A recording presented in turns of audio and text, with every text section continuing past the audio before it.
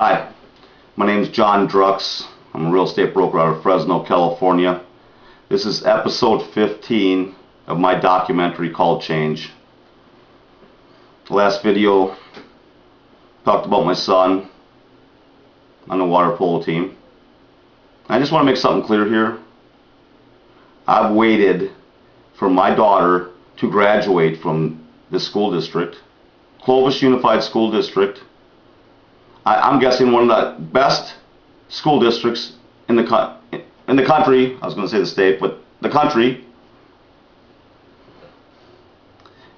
They're good schools. I'm not here to bash anyone personally. I'm trying to stay away from any names, personal names, except elected officials or people that want to be elected.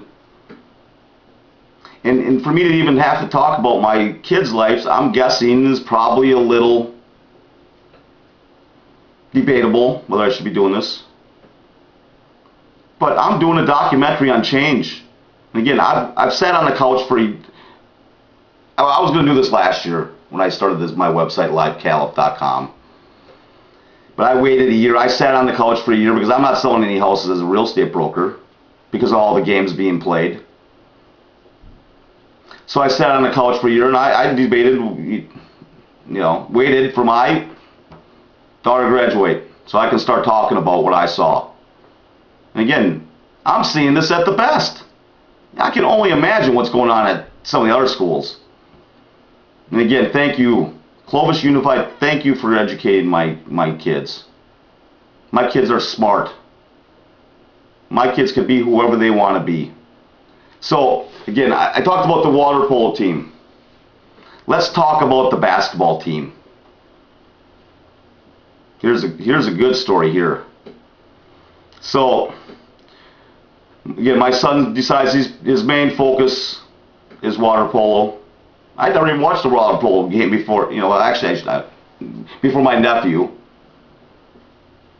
who's over in... I can't even... East Tibor, rebuilding East Tibor as we speak, instead of rebuilding America.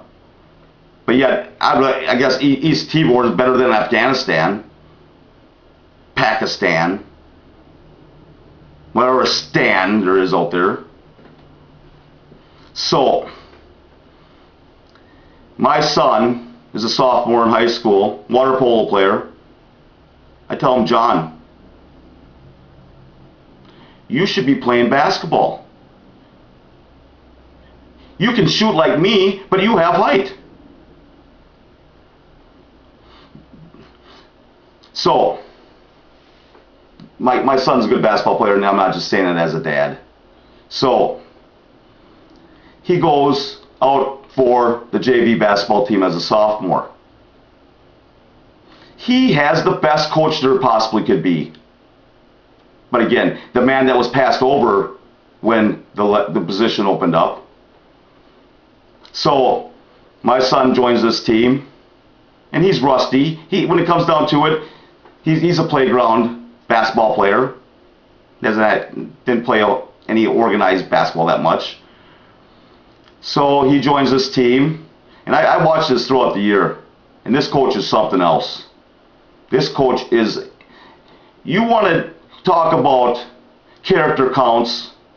You want to talk about anything. That's the finest basketball coach that's on the campus of Buchanan High School at this time, hands down. So, my son plays basketball for this man. One day, I think my son forgot something, life of a parent, on call 24 hours a day. So, I go over, and guess what? They say, you know what, we're going over to... Actually, I think he said, Dad, I'm actually over... Instead of practicing, we're going over to watch Alta Sierra, the intermediate school, play basketball. So I go over there. Went to drop something off, but when I started looking at what was happening here, it's like, I'm staying for this one.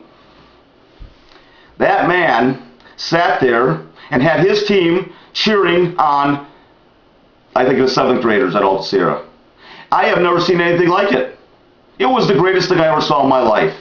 Here's a man, took his team over, and he's the head cheerleader, and they're all cheerleaders.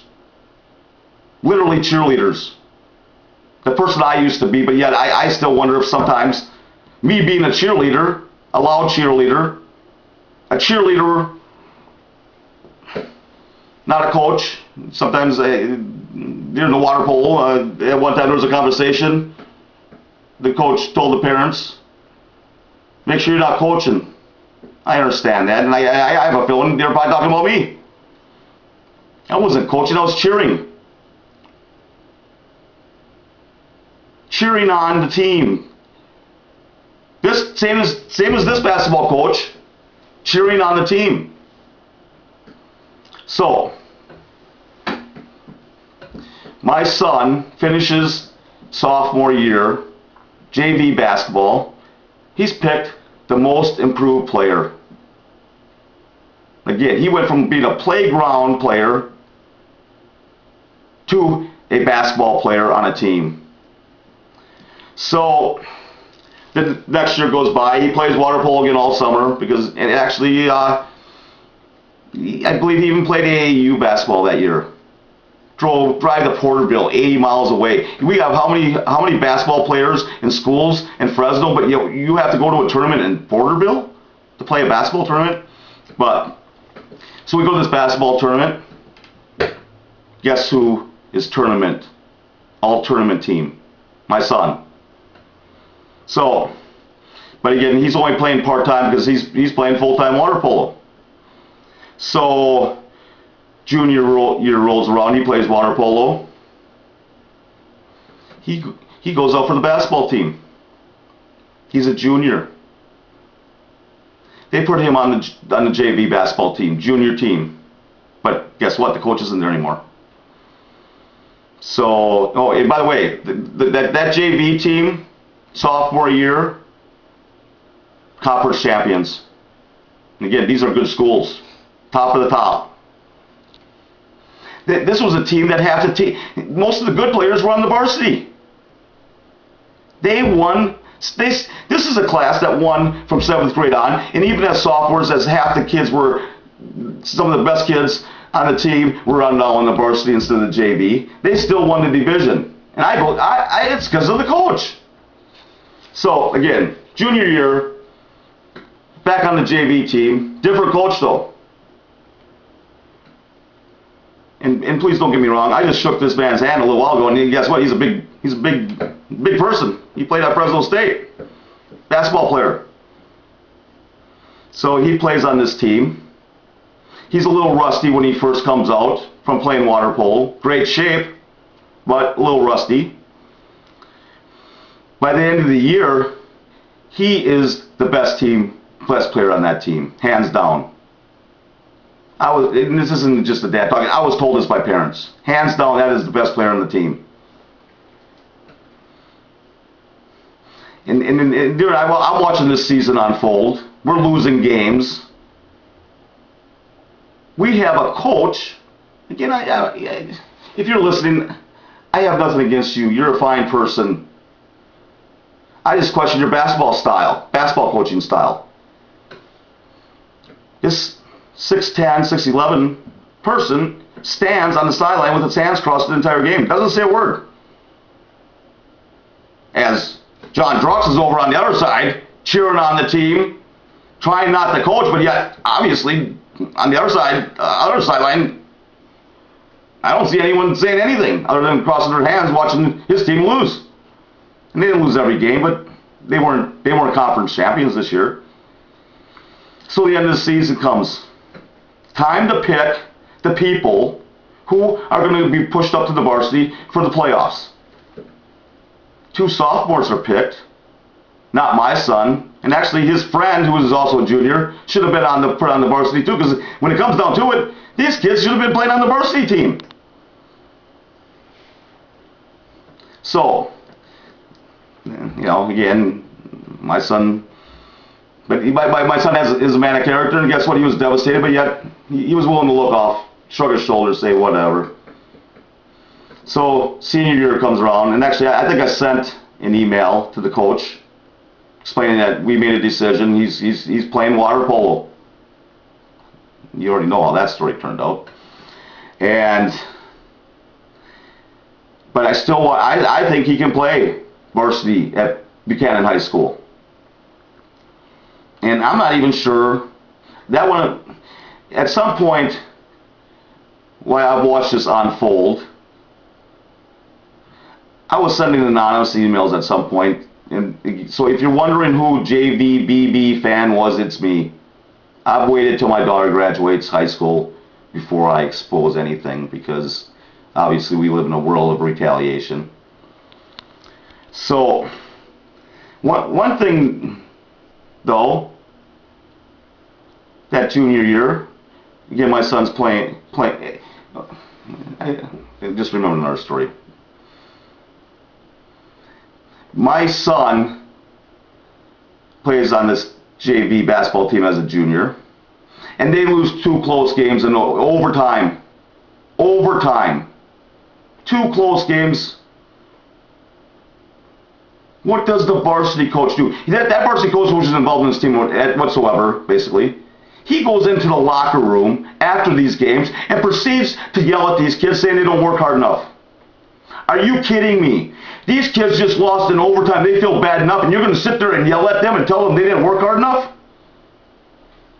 This is our man of character?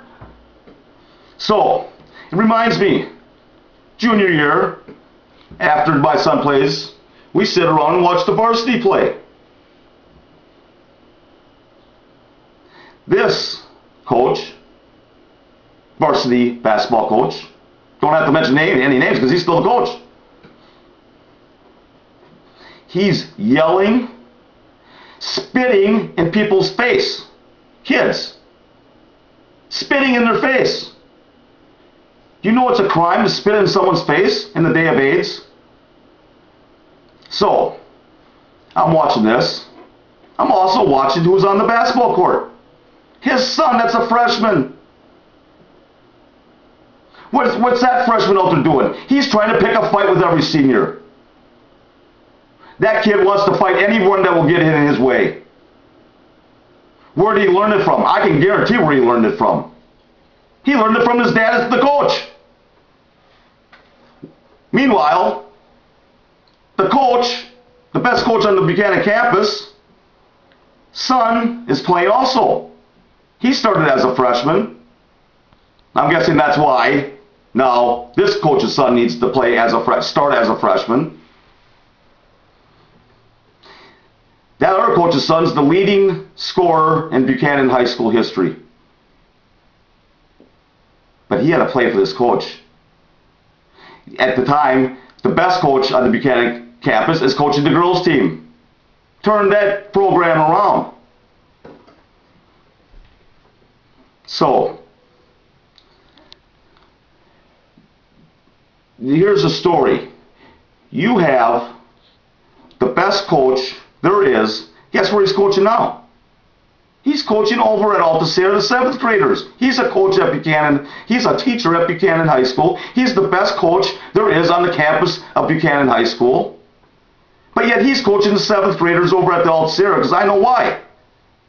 You don't. And I shouldn't say, but I feel I don't even have to ask why.